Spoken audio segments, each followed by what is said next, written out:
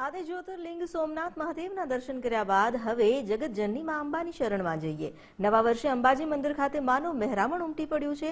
ભક્તોનું ઘોડાપુર જે દર્શન માટે ઉમટ્યું છે। આવો જઈએ અંબાજીના દર્શન કરવા।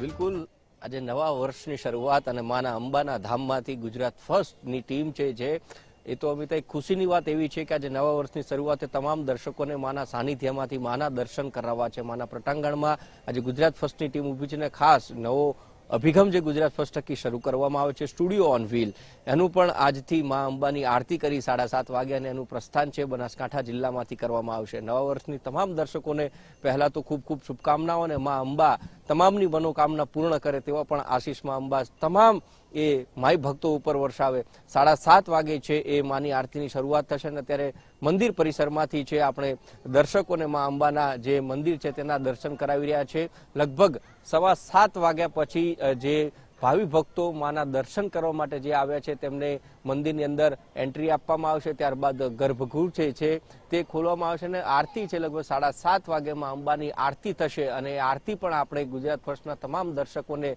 લાઈવ બતાવીશું અને એ લાઈવ દર્શન છે માં અંબાના દર્શન છે એ આપણે તમામ ભક્તોને કરાવવાના છે। ખાસ કરીને ગઈકાલે એકાદશી હતી અને ત્યારબાદનો આ જો વહેલો જે સવારનો સૂરજ ઉગે અને સવારના સૂરજની સાથે જ જ્યારે માં અંબાના દર્શન થાય એથી અભિભૂત કરતી એ વાત શું હોય અને માના સાનિધ્યમાં જય અંબેનો નાદ છે એ ગુંજશે। બોલ મારી અંબે જય જય અંબેના નાદ સાથે તમામ જે દર્શકો છે એ દર્શકોને નવા વર્ષની ગુજરાત ફર્સ્ટ ખૂબ ખૂબ ખૂબ શુભકામનાઓ આપે છે અને માના પ્રટાંગણમાંથી માના દર્શન કરાવવાના અને વહેલી સવારે 7:30 વાગે જ્યારે આરતી થાય ત્યારે આખું ગર્ભગૃહ જે છે એ માના નાદથી છે ગુંજી ઉઠશે। હાલ ગર્ભગૃહની અંદર છે એ તૈયારીઓ આરતીની શરૂ થઈ રહી છે। આ જ ગર્ભગૃહની અંદર ભાવિ ભક્તો છે તેમને 7:30 વાગે છે તેઓને એન્ટ્રી આપવામાં આવશે ને ત્યારબાદ માના સાનિધ્યમાં જય અંબેના નાદથી માની આરતી કરવામાં આવશે અને આપ જોઈ શકો છો કે 16 શણગાર સજીમાં જ્યારે અહીંયા શક્તિપીઠ 51નું શક્તિપીઠ જ્યારે બિરાજમાન છે ત્યારે મા અંબાના દર્શન છે એ તમામ માઈ ભક્તોને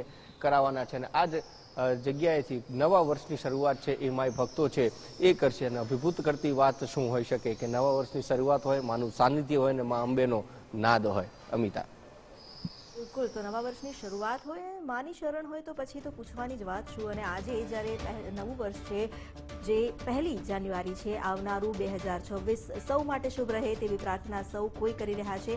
અંબાજી શક્તિપીઠ મંદિરમાં પણ આજથી વિશ્વ કલ્યાણ અર્થે ત્રિદિવસીય યજ્ઞનો પ્રારંભ કરવામાં આવશે। શ્રી આરાસુરી અંબાજી માતા દેવસ્થાન ટ્રસ્ટ અને શ્રી યાજ્ઞિક વિપ્ર મંડળ દ્વારા આ યજ્ઞનું આયોજન કરવામાં આવ્યું છે।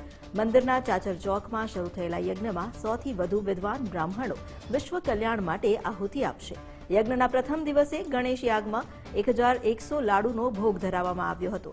સમગ્ર હવનશાળાને રંગોળી અને રંગબેરંગી ફૂલોથી શણગારવામાં આવી છે। શાકંભરી નવરાત્રી નિમિત્તે શાકભાજીનો શણગાર પણ કરવામાં આવ્યો છે।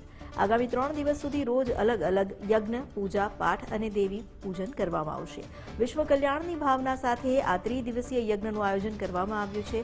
તો યજ્ઞ જે ગુજરાતનો પ્રથમ યજ્ઞ તરીકે જેની ઓળખ ઊભી થશે। શાકંભરી નવરાત્રિને લઈ શક્તિપીઠ અંબાજી ખાતે ભક્તોની ભારે ભીડ જોવા મળી રહી છે।